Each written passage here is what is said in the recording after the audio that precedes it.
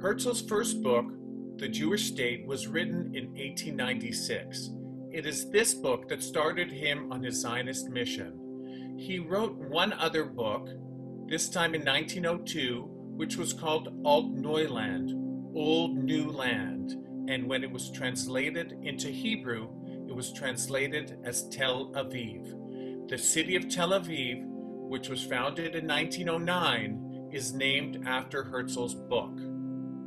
This book described Herzl's vision of what the Jewish state would look like 20 years in the future, and it has very great similarities to the state of Israel that ultimately was created. There is a description of a vigorous democracy, free press, science, culture, electric cars, and something Herzl described as telegraphic newspapers. We would now think of it as the internet.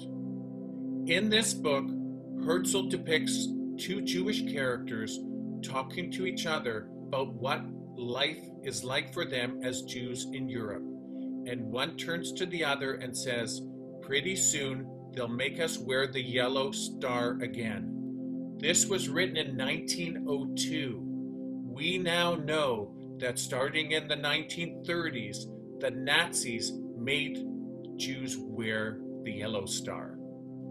It was anti-Semitism and fear for the future of the Jewish people that drove Herzl to move quickly. In essence, he was in a panic to try and solve the problem for the Jewish people of Europe. And his concerns were validated. In 1903, there was a pogrom in Kishinev, which is in Moldova. A pogrom is state-sponsored terror brought against innocent Jews. This pogrom coincided with an offer by the British government to Herzl to have the Jewish homeland in Uganda, which is the area we would now call Kenya. The offer was debated at the Sixth Zionist Congress in 1903. This was a very acrimonious debate. It was very, very difficult because the delegates to the Zionist Congress, especially those from Russia, who were most impacted by the anti-Semitism of the Russian government, they said only Eretz Yisrael, only in Israel. We don't want a homeland anywhere else. It's not just having a homeland anywhere, it's having a homeland in Eretz Yisrael.